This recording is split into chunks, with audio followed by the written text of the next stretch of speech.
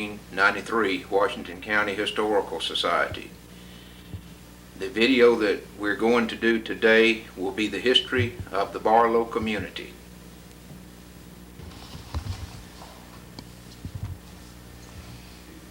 My name is Dan Qualley. It's not Dan Quayle. Dan Quayle now is looking for a new job. I am formerly the pastor of Barlow United Methodist Church and Mount Carmel United Methodist Church here in Millbury, Alabama. I will be that pastor until June, I hope, unless TJ or Thiessen have something to say about that in this video here in a few minutes. It's January 24th, 1993. I have come here from Indiana. I am a Yankee, and I've been transplanted here to the Millbury community. I'm enjoying it very much. My wife's name is Sherry Qualley. I have one daughter whose name is Ellie. I'm trying to learn how to hunt deer in this community, and some of the fellows are showing me how to hit the white-tailed deer, which is very prevalent in our area in Washington County. Anything else? Are you going to put a cut to this all the time? You're going to edit this? I don't have any history to share with you other than what I know from their tables. You all right? I have a little article here that was written about... Who are you? Pardon? Tell who you are. I'm Thiessen Brown, and I'm married to Frances Reed Beach. And we have 3 kids and 6 grandkids. But back in 1988, we had a little program to write about in the Mobile Register. So I'm going to read it to you. It's a little lengthy, but I think it would be appropriate to this time to give some of this information to some of you. But this is a place where we kind of live in the slow lane, you know, and we kind of do our own thing here in Barlow, besides hunting and fishing and things of that nature. But it says, my aunt here pretty well knew most of the history when the news came out to talk to us. And they met over at the house and went out to the old place, the old brown place here at my granddaddy's old place, you know, and she gave a little history more so than I could give you. So we live on County Road number 5, and it's for the timberland, and there used to be a little farming in the community too, you know. But the first settlers in this community were the Devons. It was Mr. Saul and Carolyn Devon was some of the first settlers in this community. The Browns didn't come in here until later on in years, you know. We had some of the Stricklands and the Devons that came and settled here. And of course, my granddaddy Brown, TJ will give you some history on that. He bought them out, most of them out here, you know, and they transferred or transplanted somewhere else.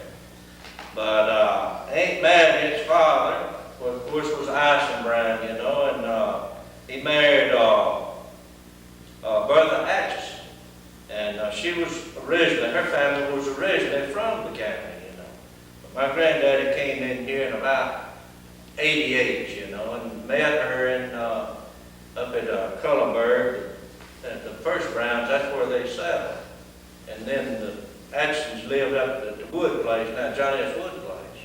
So that was Atchison's place then, you know. That was the county road. The highway went through those woods up there, you know. Came out of Cullenberg.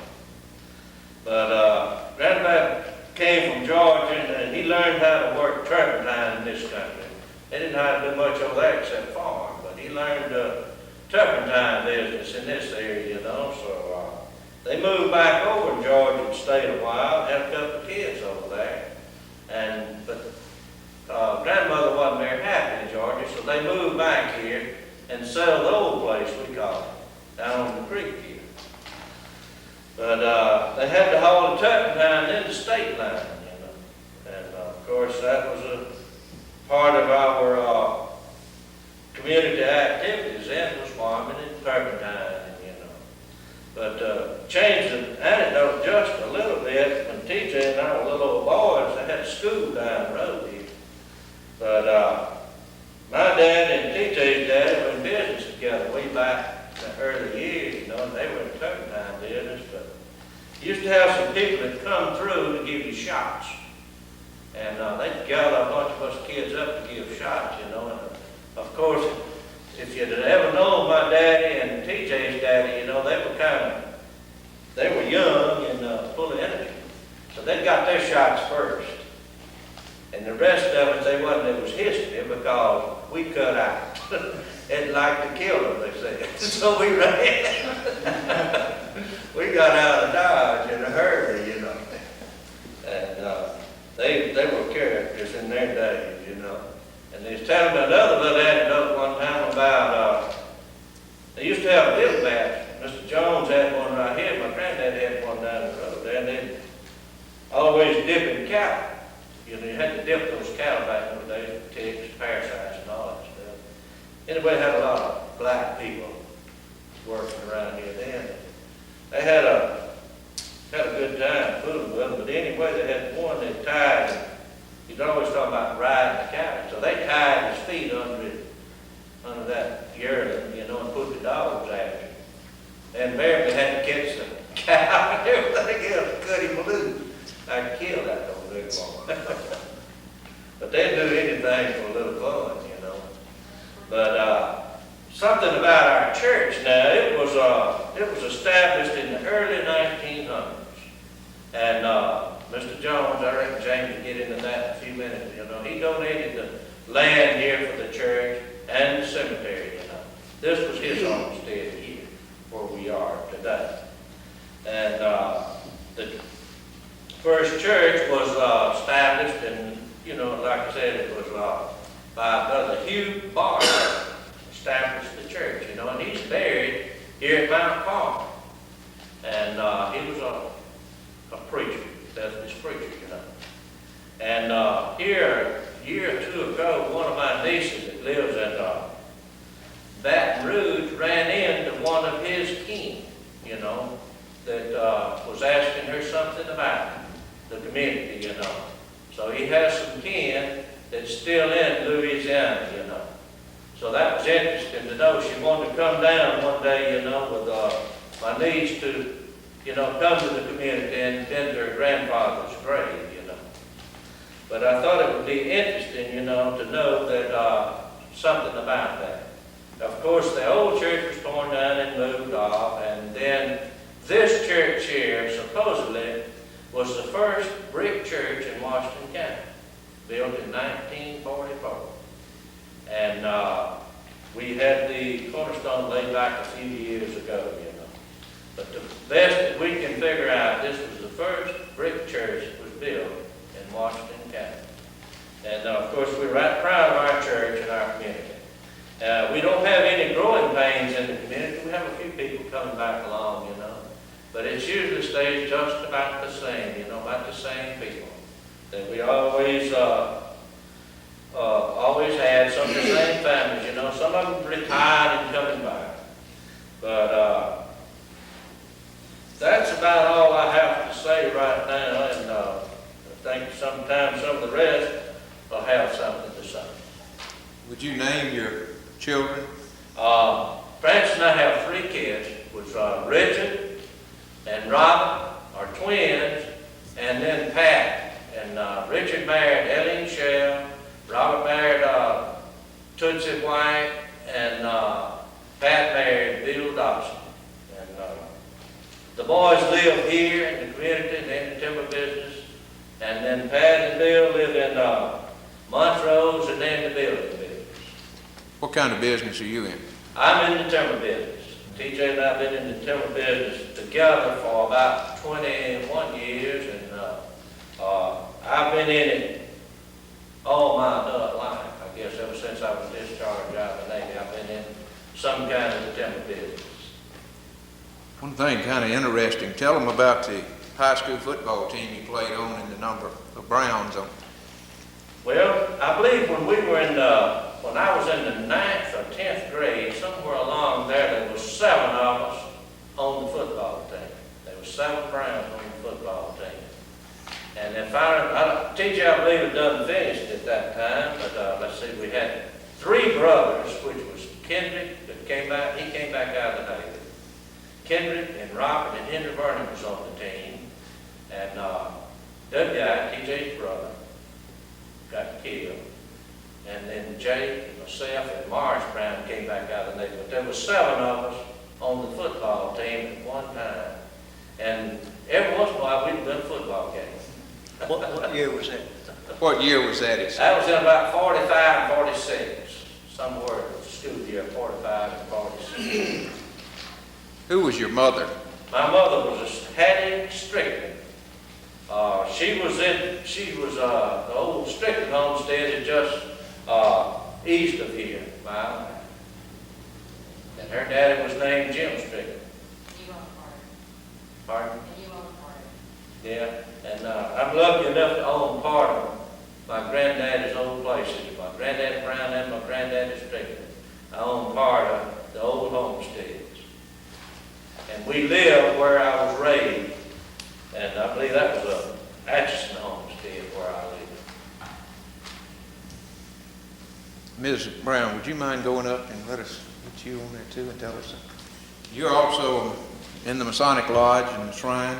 I am been in the Masonic Lodge, I forgot what year I went in there, but I've been a Shrine. What year did we go in the Shrine, DJ?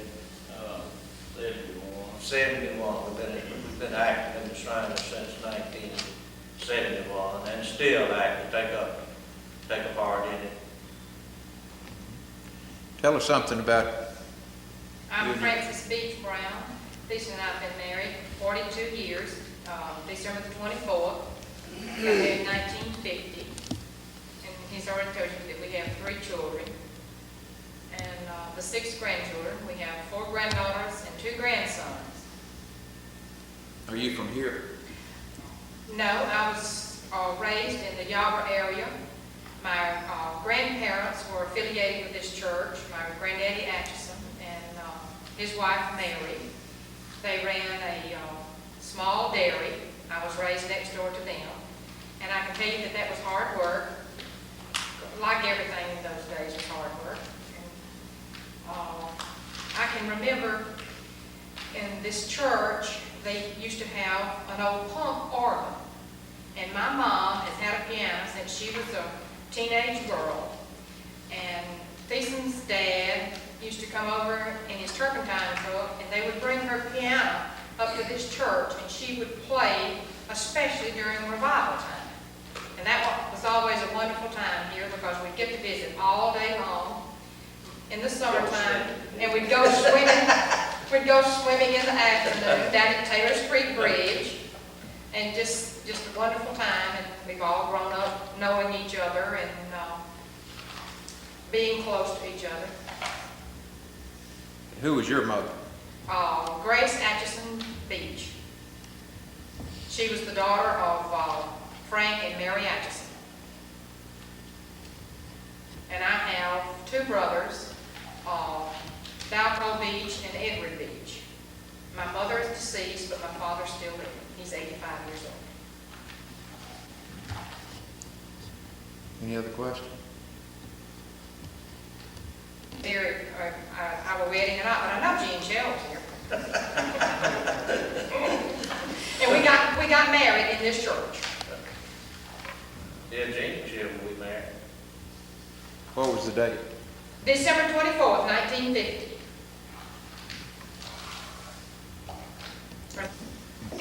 Well, I'm T.J. Brown. I'm about to get to be one of the oldest ones around here, I reckon, except Mom and Aunt Maddie.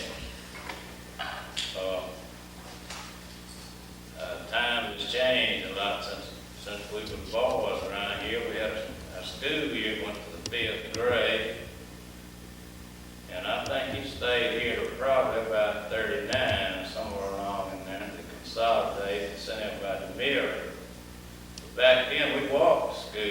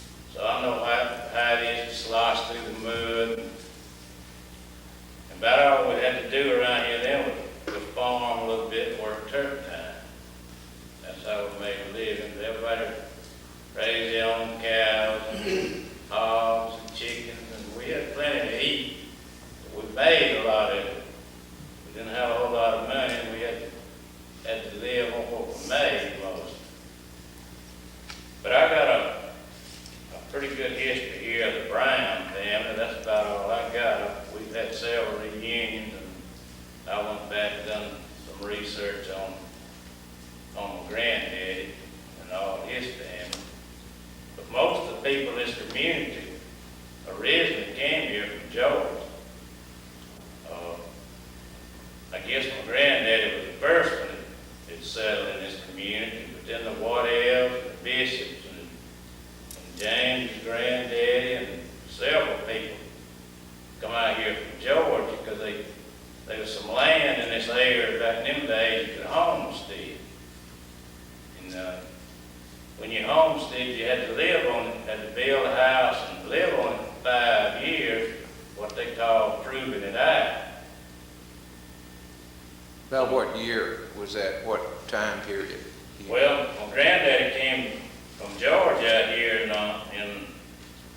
1888 or 1886 when he originally came out here. He came to visit his uncle Henry Brown, lived up in Coleman community.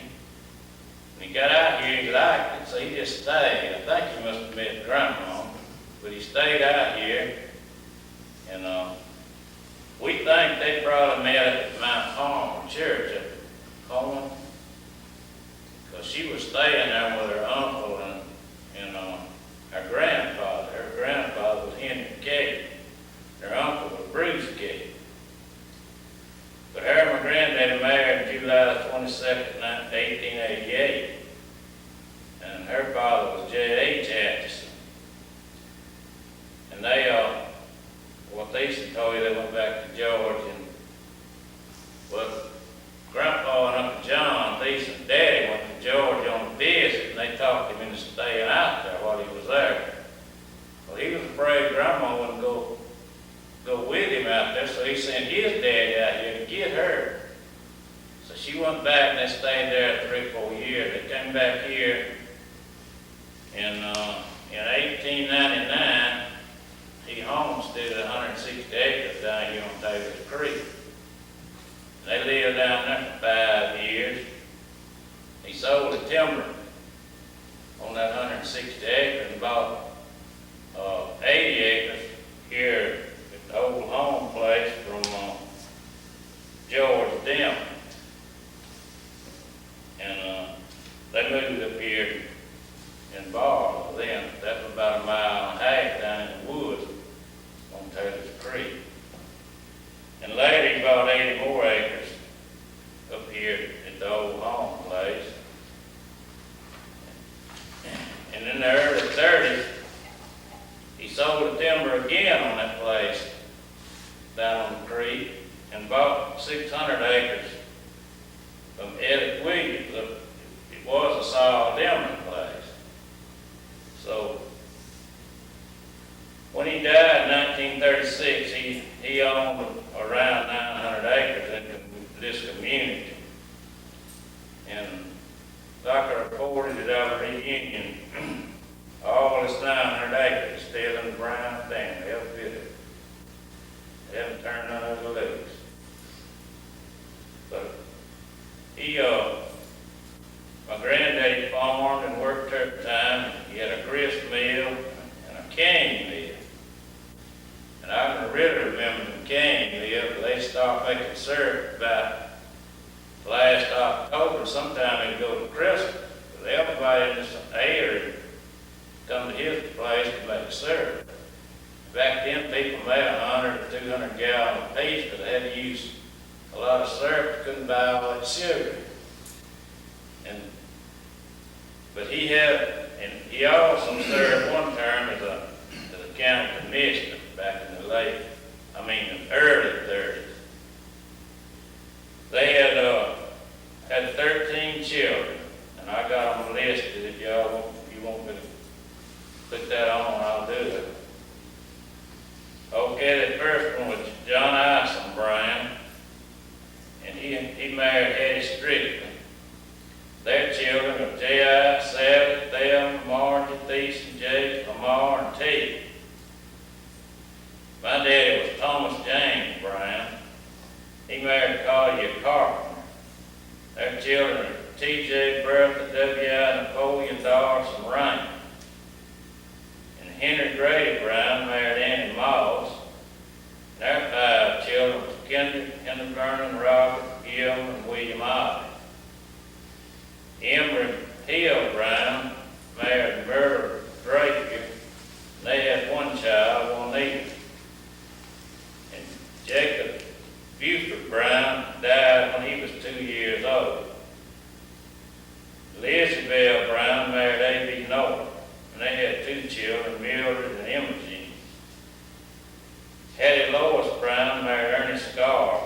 they had 3 children, Ernestine, Clyde, and Melanie.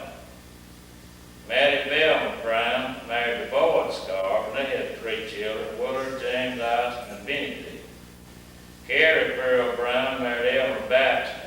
They had 2 children, Zadok and Billy. Lola Maple Brown married John Moore Ferguson. Their 3 children are Jewel, Roberta, and Sarah. Wesley Atchison Brown married Glendine Singer. Their 3 children are Waymer, Glenn West, and Zelina. An infant son died at birth. Elmer Brown married Agnes Atkinson. Their 2 children are William and Jimmy. Then, while Aunt Maddie and Aunt Hattie were teaching down in Charity Chapel or somewhere in that area down there, they brought a boy, John Clifton Brown, up here, and they adopted him. And he married a girl named Rita May, and they had 2 children, but I don't know their name. And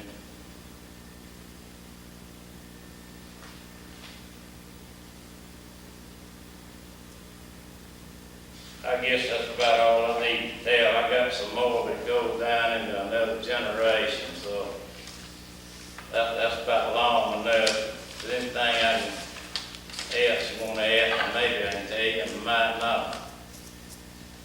Can you tell some of the teachers that taught at the school out when the school was here in Barlow? They was all my aunts and uncles but one. Aunt Pearl taught there, and the only one I can remember that wasn't from out of this community was Mr. Fletcher Moses' daughter, Albert Moses. Wesley Brown, my uncle taught here some, and that's the only 3 I can remember. There could have been some more, but I think somebody from the community was teaching there all the time I can remember. How long did y'all go to school during the school year? Back then, we didn't go for about 5 months, 5 or 6 months. We usually didn't start until October, so that we had to get all that cotton picked before school started. Usually, I think started about October then, and got out probably about April. But I know I got a good laugh at one time going in the creek when we went on a picnic at the end of school. And I think it was in April, but it was pretty cold. You still remember it though? Yeah, I remember.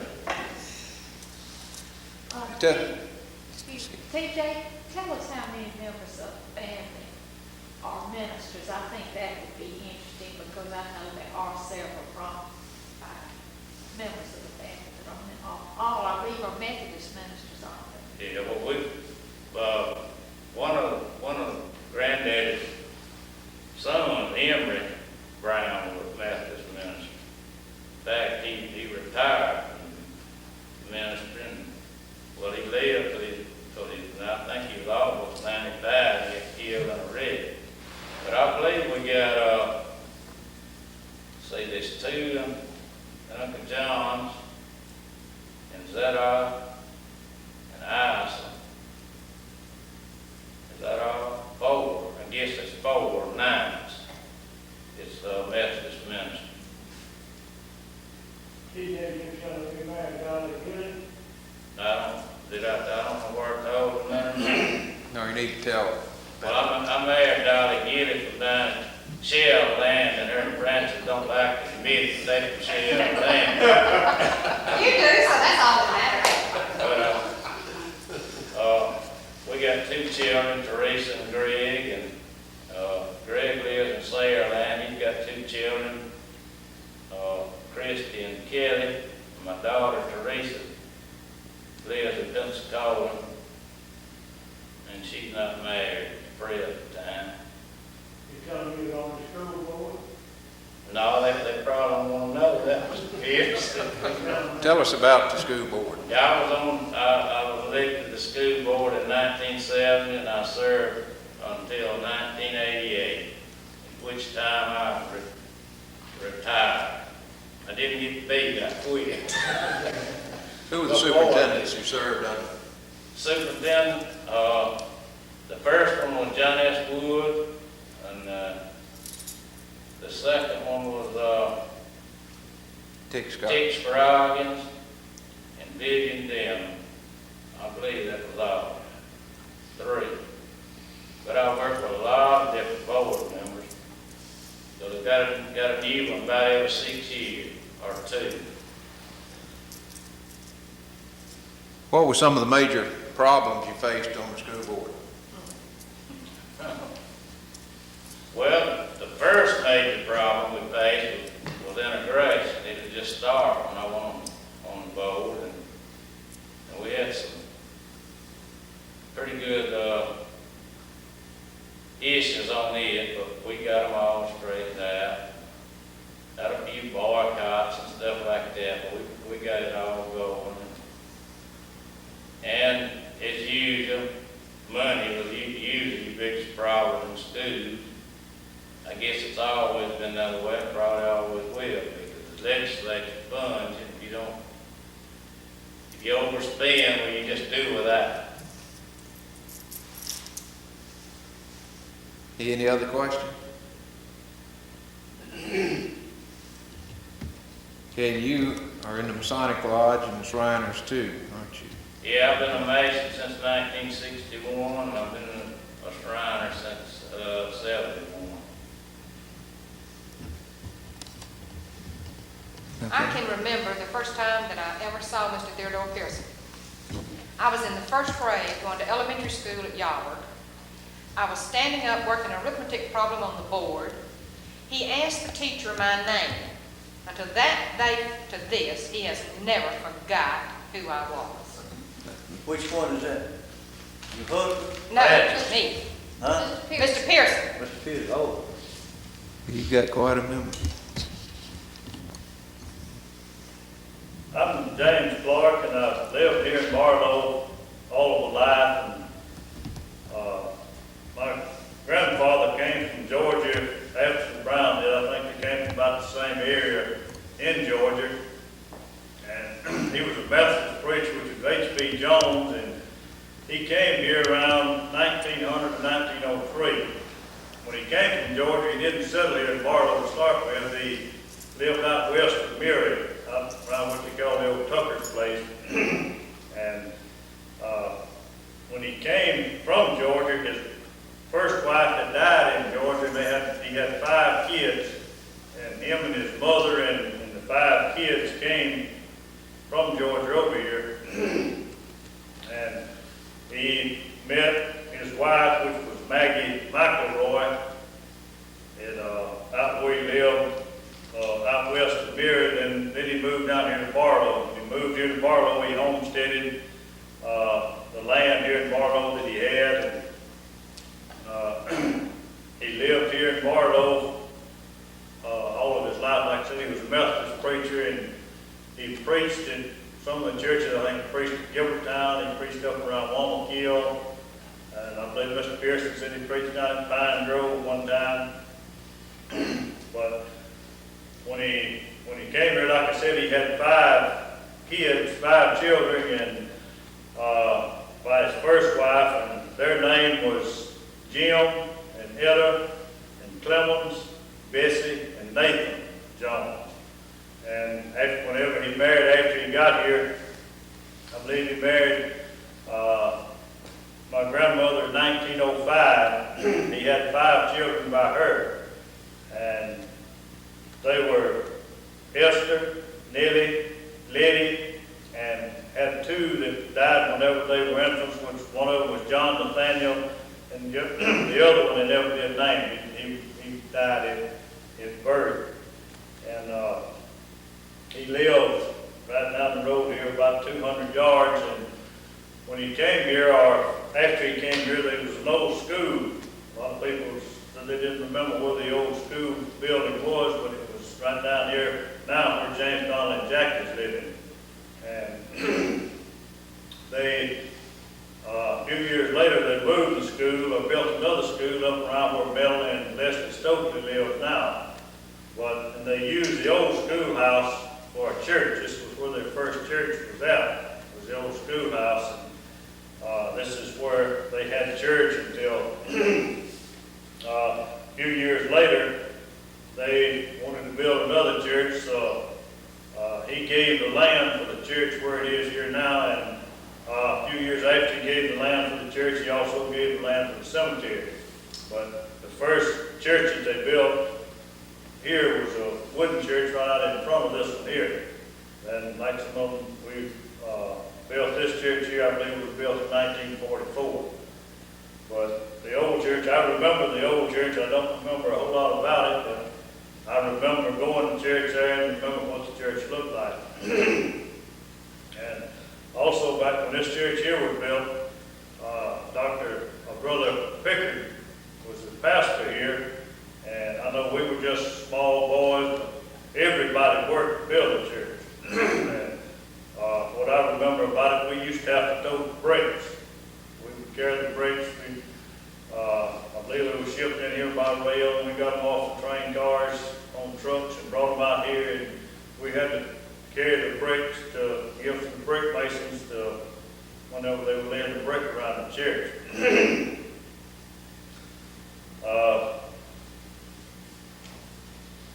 The 5 children that my grandfather had after he remarried after he came here, their husband was Esther, married Austin Scarborough, and they had Dot was the oldest one. They had twins. It was Earlene and Merlene, another daughter named Lily Mae, and a son named Robert Lee. And they had 2 sons that died whenever they were born. And his next one was Nellie Jones, and married Foster Clark, which was my mother and daddy. And they had 7 children. They used to always tell somebody, asked how many kids they had, and they said they had 6 boys and all had a sister apiece. And people used to think there was about 12 of them. But there were 6 of us boys, and we had 1 sister, and they was the same sister belonged to all of the boys. But the name of their children was Virginia, which was the girl. She was the oldest, then myself, then Raymond, and Franklin, Joe, Hugh, and Robert. And I'm the only one that's still living here in Barlow. Now I got my brother that lives out west of Murray up there, and my youngest brother was the police at Murray, and he got killed in 1971, I believe, in a joint up there in Murray. And Liddy, she married Jack Gilmer. They had 2 kids, which was Maple and Jackie. Jackie still lives here in Barlow. I believe Maple lives down in Farrow. But they lived over in the Dillman Fort. And of course, they had 2 infant sons also that died whenever they were born. They were buried out here in the cemetery. And I got a little more information here that Aunt Betty gave me, and she was telling us about we had a post office down here in Barlow, but the name of the post office of the place it was called was Flea, Alabama, was where the post office, and I believe it was on Mr. Brown's front porches where they just locked off a place and built a post office. And this was the first post office here.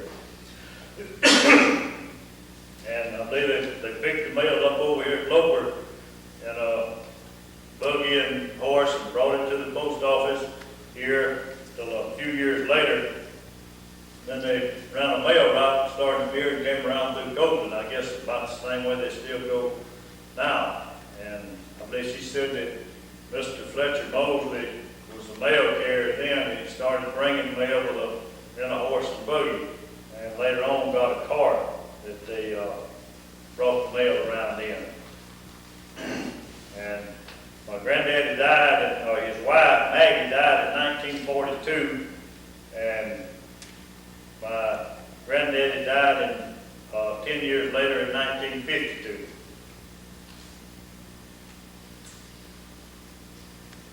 That's about all I have, unless you have some questions. What was your granddaddy's name? H.B. Jones. Not R.K. Jones. No, H.B. Were there ever any stores Yes, sir. in Barlow? My granddaddy run a store. He had a store right down here close to his house where he lived, and I remember the building, but that's about all I remember about it. And further on down, I believe Mr. Conrad Strickland used to run a store about 2 miles on down the road. Then,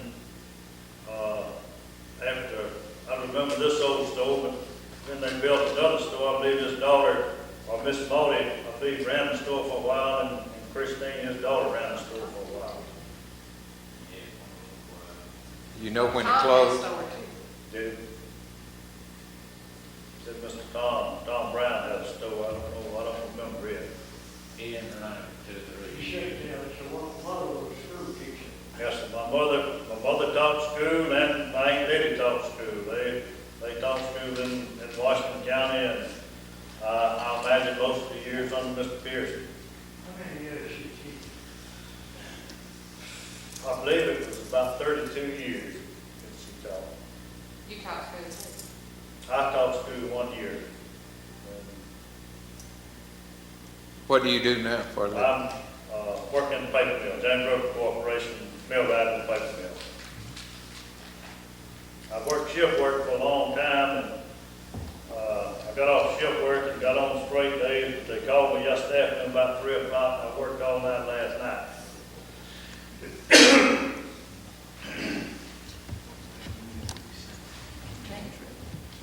I'm originally from down near Sheriff Landing, as TJ says, between Jordan and Yarber. I was raised there. My roots go back to King Moss, out of the Springbank community. That's about all I have to say about that. I've been living in Barlow roughly 29 years now. I came up here and met one of the Barlow girls and sort of transplanted. So at this point, I'm going to let her give her history. I'm Wida Moss. My maiden name was Chapin. I'm married to William MacArthur Moss from Jordan. He's known as Mac.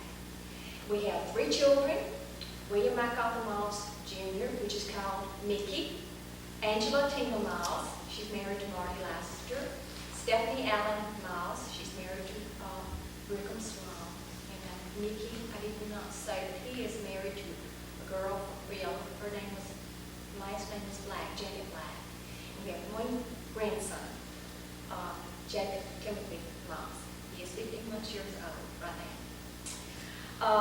My father and mother came from Baldwin County. His name was Robert Mark Chapin, and my mother was Allen Long Chapin. My dad, he was in Stuntwood business, and I guess I'm going to estimate some years here, a guess, because I'm not sure. I believe it was in 1942 that my dad come over here to Stuntwood. My grandpa, which was Moses Lewis Chapin, called Modi, or a nickname. He came over here first to Stuntwood. And then during World War II, or beginning, the need for Stuntwood was great. So my dad did not go into the service to fight.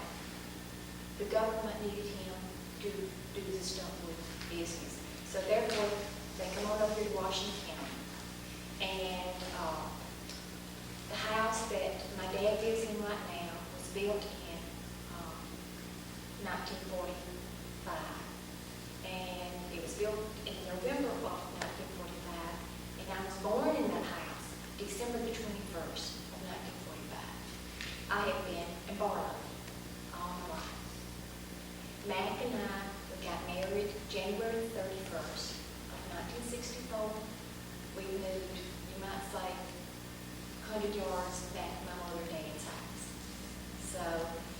this is home to me. And basically, what I can tell you is what my mother, her part was in our church. It was her main interest. She, what we call UMW right now, I think they called it, if I can get the WMS, I believe that's what it was called back at that time. Or it was a different name. I mean, I might not be getting that correct name. But she was very active in it. And she and Miss Mabry Ferguson were the two ladies that helped the young people in this church. And during the summer, her main thing, her wish for all of her teenagers was to take them to Frost Bridge. So she would gather all the kids up for a week. And by the time my oldest sister, Faye, was in, she would take them and that would be their week. And she would look out after them and so come on down to my time. And she was still actively gathering up the kids and taking them. My mother and dad had 7 children. Arnold Lee Chapin was the oldest. He married a girl from Pensacola, Joy Henderson. Faith Merle married Harry Lasker. They reside here in this community. Mary Ruth Lasker, Faith and Ruth married brothers. Ruth married Belcher Lasker. Ruth is deceased now. She died December 30th of 1988. Robert Mark Chapin, Jr.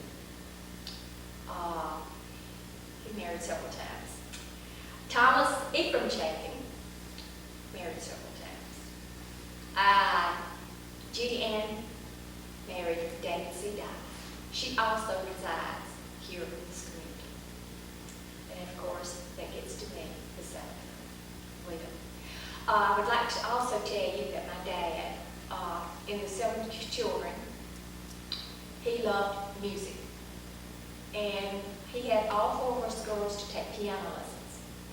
And whenever he would be in charge of the church of the singing, he would have the kids, when they take music lessons, he believed you put it into practice. So starting off with the church pianos, I'm going to go back just a little bit and tell you, I'm not quite sure, but maybe Miss Francis can help me out here, or Mr. Thiessen, but I believe Miss Hattie John, as we call her, I believe she played, or did she not? I believe she was probably the first pianist here at the church. And Miss Hattie Sanders played, and Miss Cotty Brown.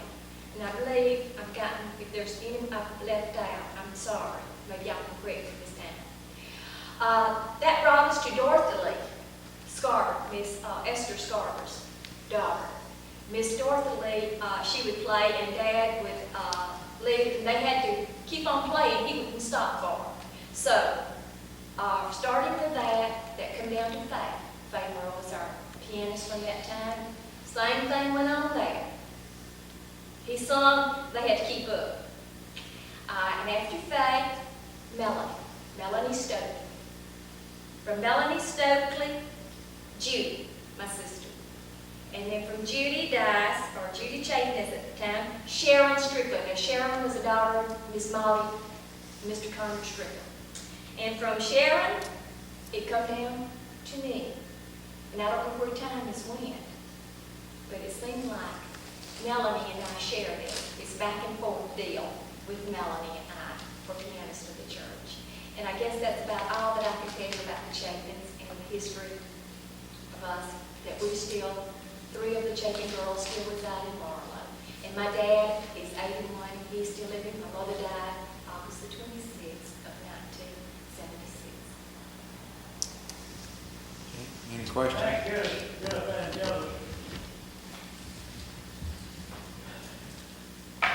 King Mouse came from this country, either from Georgia or North Carolina. I'm not just exactly sure, but it was somewhere, I'm going to say in the 1880s, somewhere along in there. I don't really know, but there is a family tree of King Mouse in existence. Some of the records are accurate, but there are a few discrepancies. But when you start digging like that, there's always that chance there's gonna be a few discrepancies. He is buried at the Springbank Cemetery, along with, my great-granddaddy. He is buried there. But, in reading that history, there are lots of people in the Chatham area that is, descendants of King Moss, even to the Williamses, and everything. I wished I knew that I had was up on my history a little better. I could tell you a little more, but I can't. On the other side, you know, my roots go back to the Reynolds family. My granddaddy was Huey Reynolds. He married an O'Neill. And they had five children, I believe it was. And they all, they were Francis, Dees, Napa, Woodrow Reynolds, George Reynolds, George Frank Reynolds, Lola Grimes and St. Stephen, and my mother, Mary Reynolds. And Francis is the oldest, mother's second oldest, Woodrow is next oldest, then George Frank and Lola.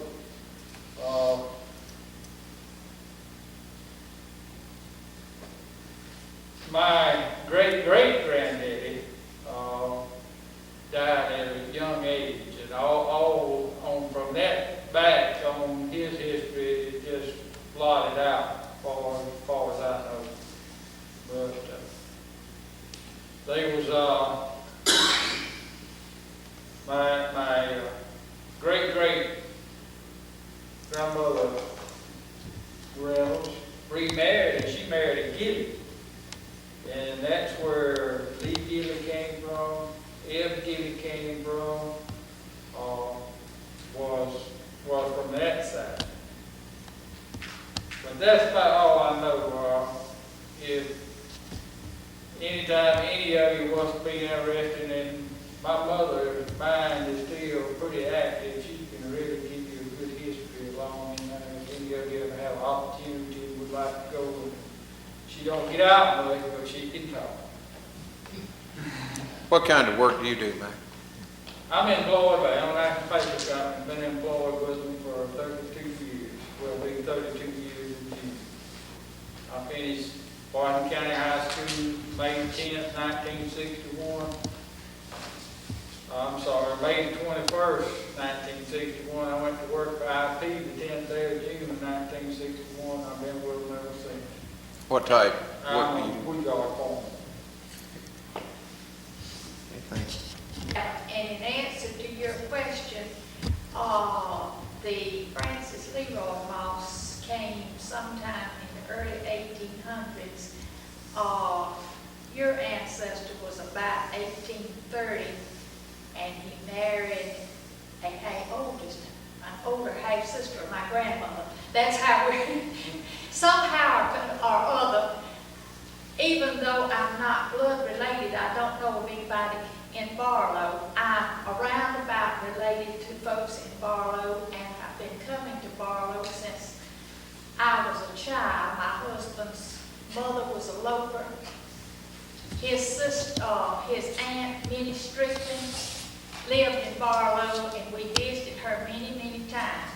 And I want to say this about Barlow. I think it's one of the more outstanding communities in our county because of the number of fine teachers this community has turned out. And some of them I've always heard, I haven't had the opportunity to hear very many of them preach, but I've heard that all of them are very excellent ministers.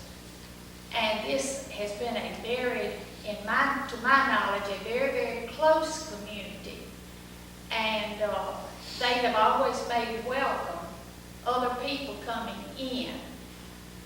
Another little connection that I have with Barlow, on the Jordan side of my family came from the same area of Georgia that the Browns and the Waddells came from. I'm working on this now and have been back into that area and talked to people over there. It's kind of odd that so many came from that area, which was Manchester County. What was it? I forgot. Meriwether County. Manchester was one of the towns, the county seat, Greenville's county seat. But anyway, in all of that area, I've been in that area there. And I often wonder, as wonderful as Washington County is, when you go back and visit that area, you wonder why they ever got up and left. I guess land was the reason. They were hunting land to homestead.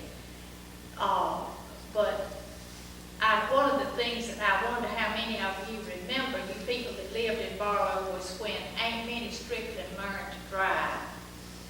If you remember, her son that went into service left his car and he showed her how to crank it up so she keep the battery charged, and she decided at age about 65 that she would learn to drive. It took her 5 times taking the driver's test before she passed it.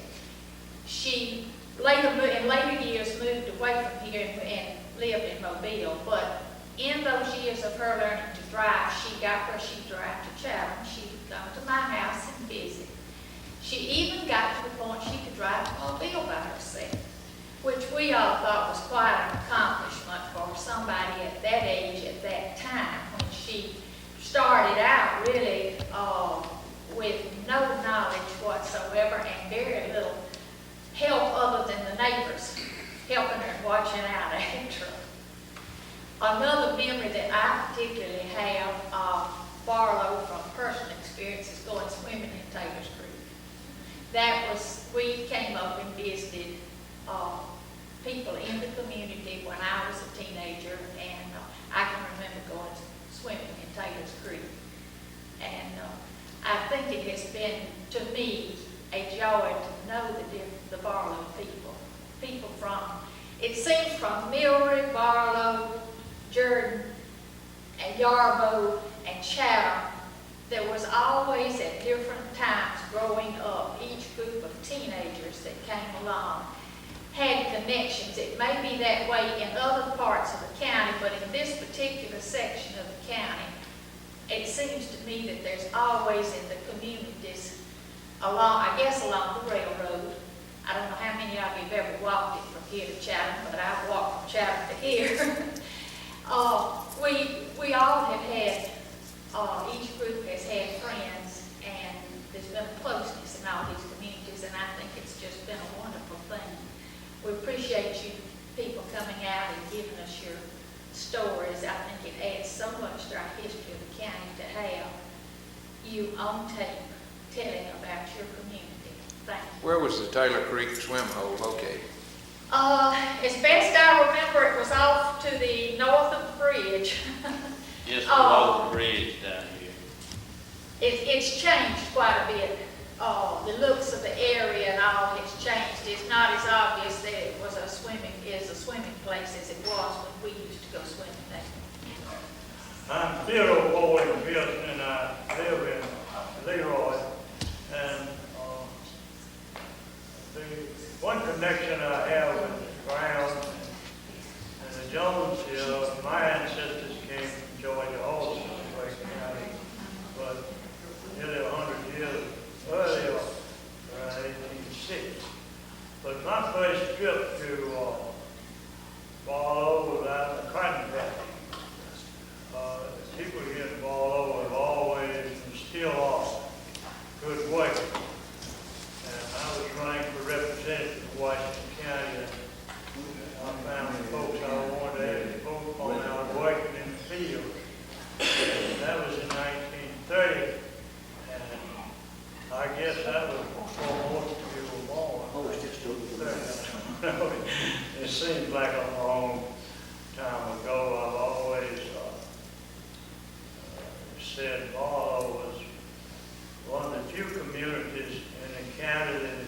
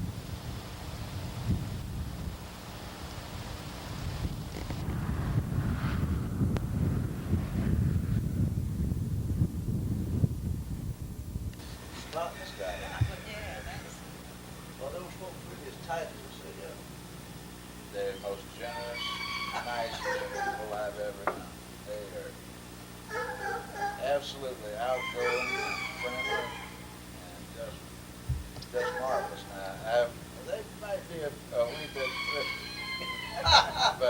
but they, you know, they're very hospitable, very kind people. And, I really like this place. And we used to have a lady who. You ready? Yes. Okay, I'm D.K. Sullivan, great-grandson of Gideon J. Sullivan, who lived here, built this house here, who was raised here. His father's home was right immediately behind us. It was Mark Sullivan. And my father was, of course, the grandson of Gideon J. Sullivan. It was named for him. And he lived with him most of his time until he married after he was just a small boy. And he built this house.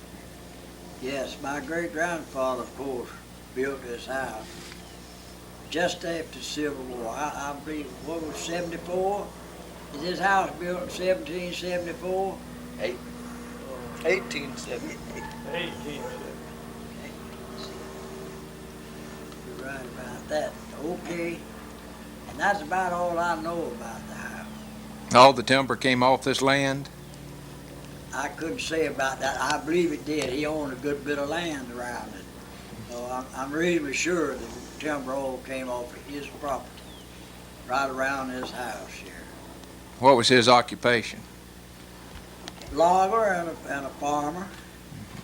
And of course he was in the Civil War. He was soldier in the Civil War. How many children did he have? I can't tell you that. He had at least a half dozen, but I can't tell you. I mean, I don't know. Of course, my grandfather, I believe, was the oldest one of his children, who was Thomas Jefferson's son.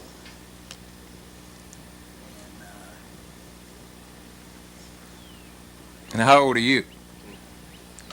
Well, day before yesterday, I was 85. What kind of work did you do?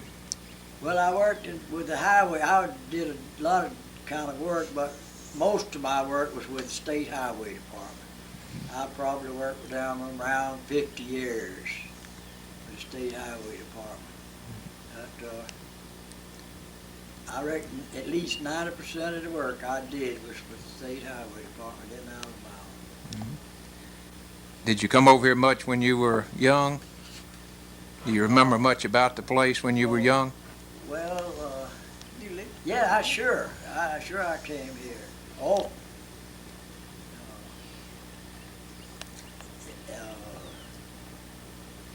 my father was, of course, brought up here, and we used to come here very often.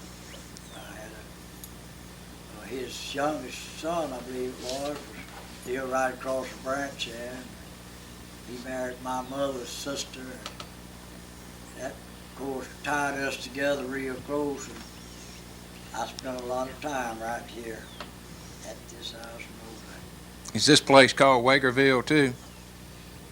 No, What's, it may be, some people might consider it Wagerville now. That's all right with me. But it's actually not really a part of Wagerville. does it have a name?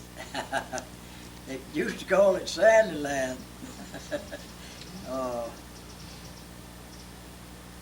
I reckon now they call it around up on Bass's Creek is the way they usually describe it. Does this branch have a name? Sir? Does this branch have a name? Clear Branch. Yeah, it's Clear Branch over there. This is Tai-Tai over here. There's another one right behind us. It's Tai-Tai Branch, named after a tree native to this place, you see. Mm-hmm. And that's Clear Branch over there. It never goes dry. The one behind us goes dry, but this one does not, and the water's always clear. And that's why they call it Clear Branch. Mm-hmm. And caught a few fish out of that one when I was very small. And wrestled with many a beaver trying to keep the road open. Yeah, those beavers got in here over the last 10 or 15 years. When I was coming up, I had never seen a beaver. Has this road always been a dead end back here, or was it ever a thoroughfare? No, the best roads ever been here are in here right now, been built in the last 2 or 3 years. Of course, there was no road, came by, coming north, from north to south, came down from the St. Stephen's Road, and came right across that lawn and went around that fort down there, and it went over that way. The bridge used to be over here, you see, about a quarter of a mile up the creek. And I was raised right on that creek over there. And that road connected in there. But that's all gone now. Were there any sawmills or anything back here at one time? No, not right in this immediate area, no, sir. I've known they used to work in timber here mostly in the early days, but it was logging, and the timber would be carried to, I guess, to Wigger maybe, or a lot of it they'd carry it down and keep it on the creek in the summer. In the winter, when the river got high, they'd take it to Mobile on rafts of logs. I can remember when they did that a lot. When I was a boy. But the people made their living mostly with timber in this area. That's about all they knew until the last few years. Right in this area, they logged, cut logs, cross ties, anything else could be cut out of timber. This is called a dog trot house, isn't it? Well, I tell you, that comes from the north. That's Yankee. They're making fun of the South. They called it a dog trot because they had this hole. That was not the purpose.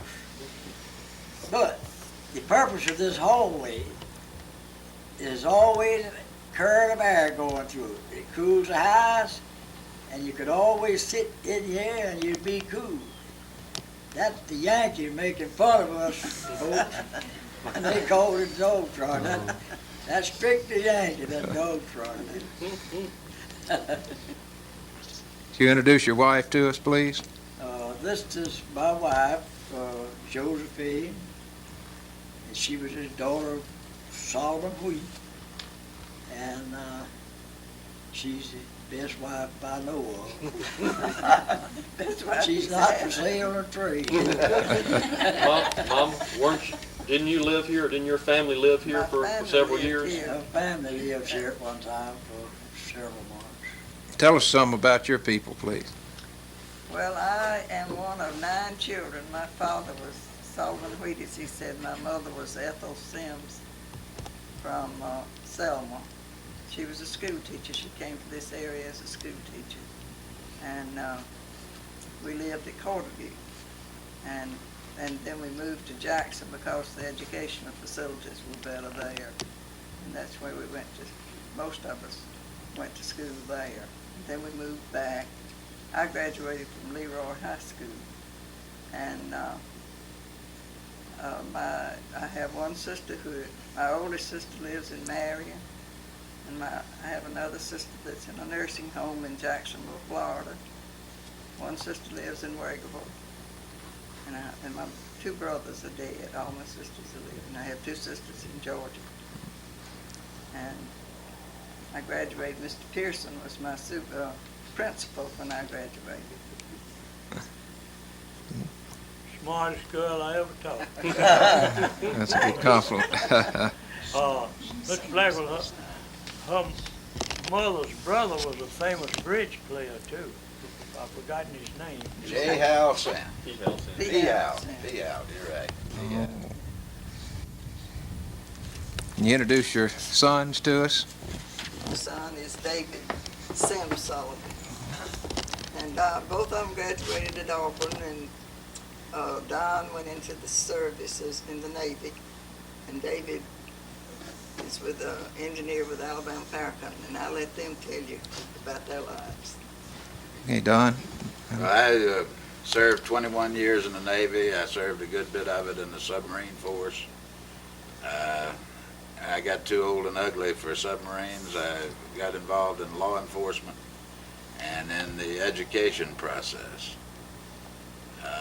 I married a girl from Brunswick and St. Simons Island, Georgia, and we bought a home there in '72, and when I was able to retire, we went back to it. And I work now for the Sea Island Company, which is a land development and resort company at Sea Island, Georgia. Have 3 youngsters, and I say youngsters advisedly. They're all grown, and they all live on the West Coast. I've heard a lot of passed on stories about this place, and certainly about Grandpa Gibb, who built this. And he apparently was very fond of young people. I've heard stories where he took both my grandfathers to a convention in New Orleans a time or two. And I guess it was an old veterans convention or other. And there are a lot of stories about him, and I've always been fascinated by this old place. The idea of the hand-hewn timbers and how sturdy it is. And I assume if you keep a roof over it and it doesn't catch fire, it'll be here forever. I'm David Sullivan. I also graduated from Leroy High School and Auburn University. I've worked virtually my whole adult life with Alabama Power Company. I started with them while I was still in school, and I worked in downtown Mobile as an engineer. About 3.5 years ago, I married Judy Hill Sullivan. She's away this afternoon with a church group with the Habitat for Humanity project in New Iberia, Louisiana, or at least she's on her way. And we live in Mobile. And I also heard a great many stories about this place as I was growing up. A lot of Grandpa Gibb stories, a lot of stories about the whole Sullivan family.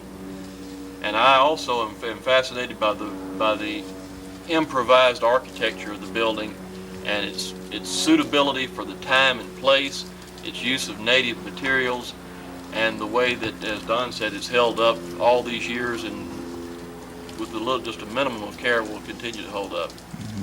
Beg your pardon? Your wife, you say she's a Sullivan. No, she's Sullivan now. Oh. She was a Hill. She was a Hill. She was a Judy Hill, yeah. Give us your name. Oh, good gracious. I'm Simeon Daniels. You remember anything about Not this area? place, no, but I just wish my great-grandfather's place was still around and was similar to this. Without any bride-in-law, she got the chicken up her heels, and I went over her head, and hit my head right on that hard ground in front of her. I kept killing me, I don't know. Because your head was harder than the ground. My name is Theodore Bowling Pearson, and I live about 4 miles from here at Leroy. And I'm always glad to talk about Mr. Gideon J. Sullivan, because had it not been for him, I would not be here, because he saved my grandfather's life in the war between the states.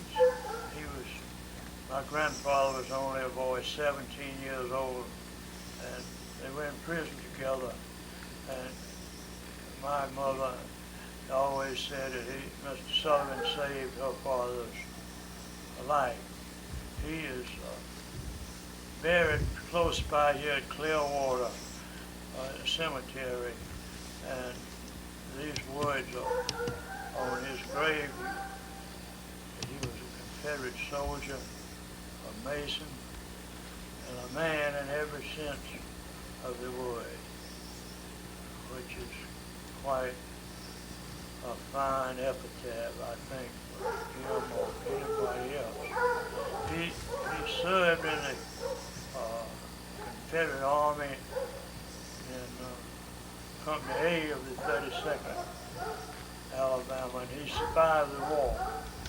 His officers of Company A, 32nd Alabama Infantry, Captain R.L. Bowling, who was merely wounded at Murfreesboro. His first lieutenant was Jesse Clements, but he was killed at Murfreesboro, Tennessee. And his second lieutenant was Arthur C. Smith. He was killed at Missionary Ridge in '63.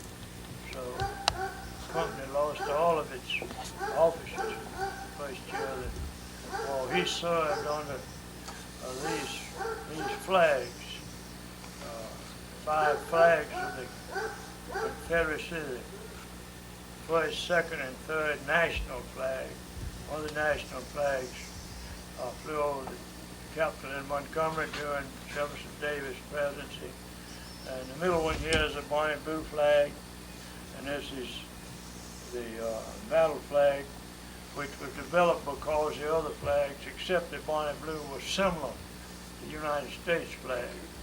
And sometimes the commanders of the armies couldn't tell whether an approaching army was friendly or hostile.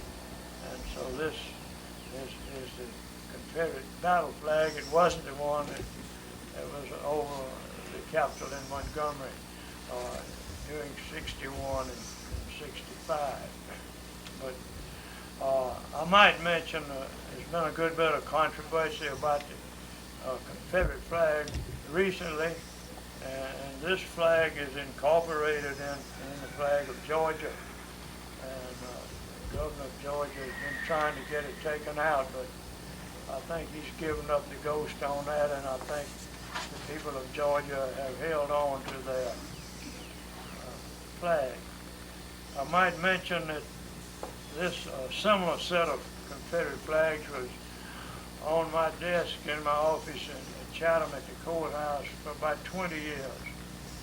And not anybody mentioned it, either for or against, so you have to get some kind of controversy stirred up to make anything out of it. I will read this about, it was in a paper I wrote about Wilson's Guards, or the company that Mr. Sullivan was in, and I'll just read it. Perhaps the most remarkable man in the company was Gideon J. Sullivan, 32 years of old age and the head of a large family. He owned a very small farm on Bassett's Creek, but his main support for his family was working for wages at any public work available. At the time that Wilson's Guard was recruited, he and his brother-in-law, Alexander Lane Jr., were working on railroad construction in Baldwin County. Both men left their work and enlisted in Wilson's Guards. Now, Wilson's Guard was the name of the company organized in St. Stephen's, which became Company A of the 32nd Alabama Infantry, CSA. Private Sullivan was a man of great strength, and during the conflict he seemed immune to enemy fire, disease, or hardships. Even in military prison during the last year of the war, it was said of him he could eat what they served, or eat the fare, and thrive on it, something few could do. He became color bearer for his company, and when his regiment waded the Tennessee River at Bridgeport, he carried Captain Bowling across the water on his shoulders. Also on the march, when orders were given to advance it double quick, he would rush to the head of the company, pick Captain Bowling up, and carry him across the water on his shoulders.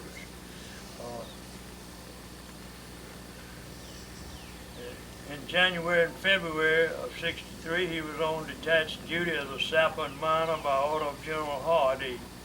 In January 1864, he was reported on extra duty with Pioneer Company of General Bates Division. His luck ran out, though, in the Battle of Nashville. The 32nd 58th Regiment and 3 other regiments formed a brigade of General Holtzclaw. And on the second day of the decisive Battle of Nashville, December the 16th, stood firm and repelled repeated assaults. General Holtzclaw stated in his report, "I have seen most of the battlefields of the West, but never saw dead men thicker than in front of my 2 right regiments. The great masses and disorder of the enemy enabled the left to rake them in the flank, while the right, with a coolness unexampled, scarcely threw away a shot at their right. The enemy at last broke and fled in wild disorder. However, the complete collapse of Hood's left flank caused the position during the late afternoon of December the 16th to become engulfed and surrounded by advancing Federals. A number of men were taken prisoner. Among the prisoners from Company A were Privates Gibeon J. Sullivan and Elijah H. Bailey. They were immediately sent to Camp Chase Military Prison in Camp Chase, Ohio. Here at Camp Chase, they were joined on March 12, 1865 by Private Theodore C. Bowling, that's my grandfather, the oldest son of their former Captain R.L. Bowling. Private Bowling of Rucker's Escort Forest Cavalry, a veteran at age 17, had fallen from his horse with typhoid fever following the terrific night fight of December the 16th on Granny White Pike, where Chalmers and his cavalry checked Wilson's cavalry and saved Hood's retreating infantry. He was taken in near Franklin by a family named Ball and was being cared for when captured and placed under guard on December the 18th, 1865. Through the kindness of some unknown federal officer, he was allowed to remain at the Ball residence. After a long illness, he became convalescent and was sent to Camp Chase, where Mr. Sullivan and Elijah Harrison Bailey were already in prison. And when he got there, my mother told me this story that some lady on the way in Kentucky had given him a little lunch to take with him. And of course, the prisoners that were already in prison, they gathered around the gate whenever a new batch would arrive to see if they knew anybody. And so my grandfather, as he came into the prison, he saw Mr. Lige Sullivan standing there. And so my grandfather said, "Here, Lige, here's a little lunch. I'm sick and can't eat it. You all can have it." And Mr. Lige looked at that little lunch and looked at all the hungry mouths of Confederate prisoners that wanted a bite, and he started running and eating.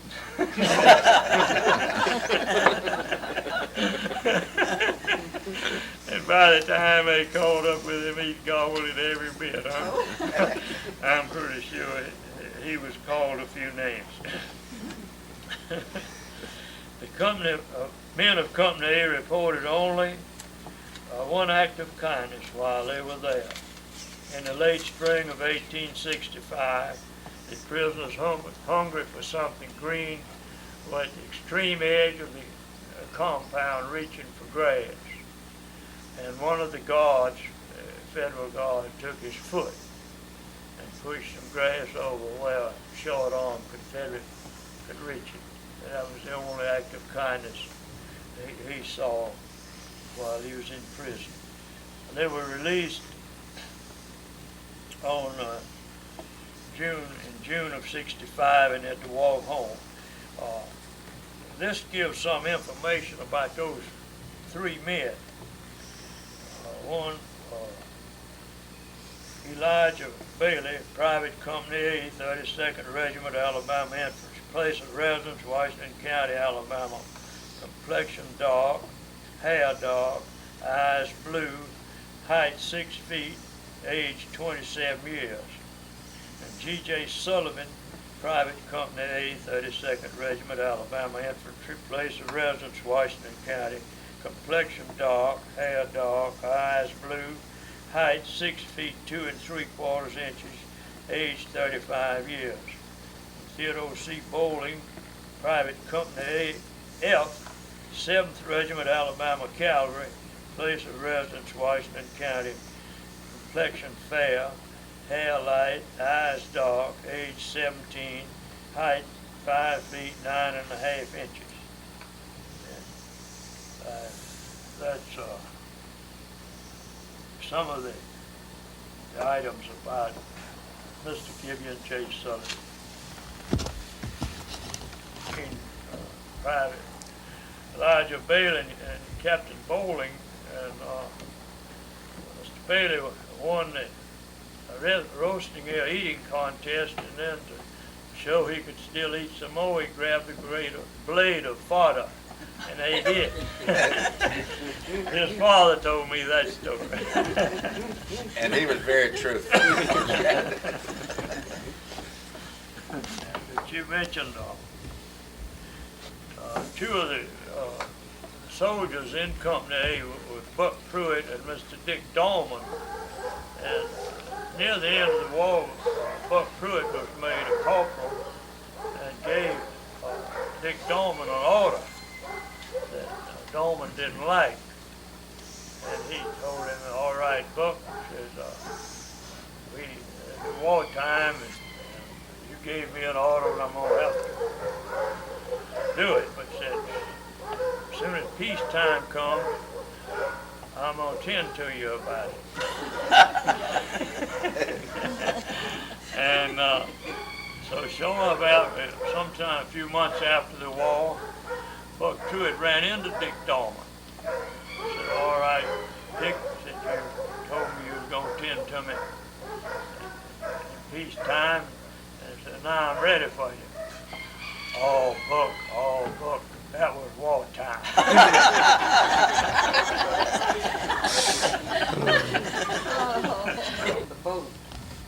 Oh, yeah. This was, they had to walk home, these three men, Elijah Harrison Bailey, Gideon J. Sullivan, Theodore C. Bowling, and coming home, Mr. Sullivan carried my grandfather across the streams on the way home because he was in such poor condition.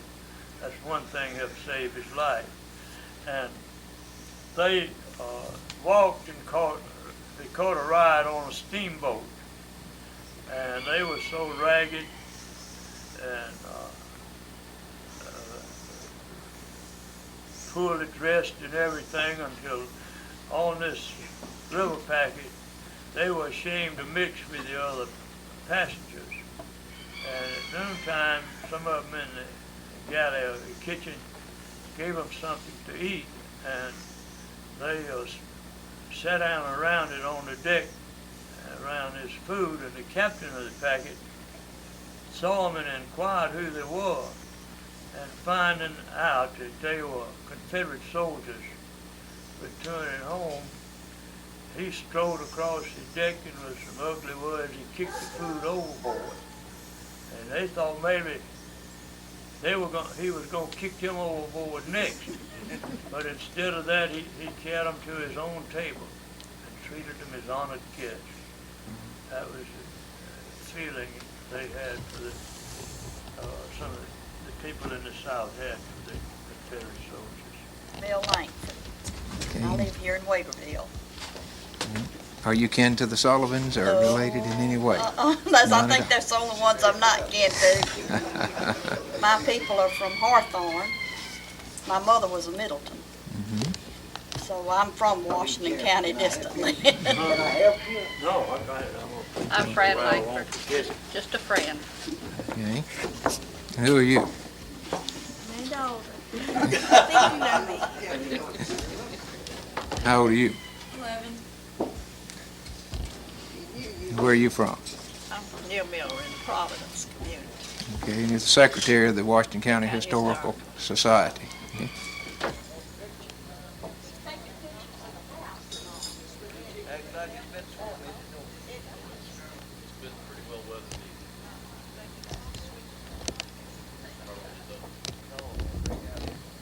And this is an old gingo tree. standing beside the house.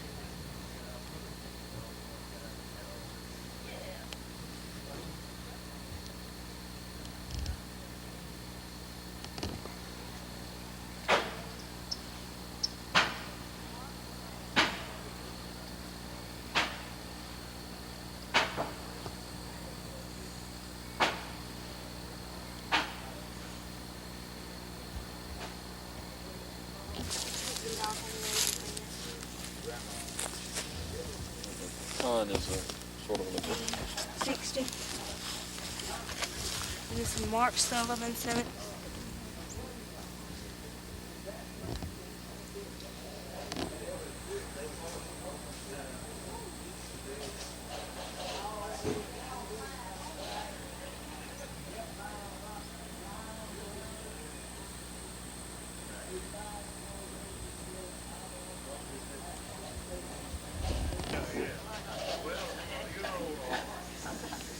Sometimes you have to get agitated.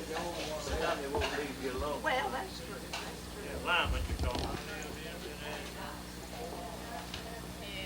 Did you get the deluxe outhouses out there? Yes.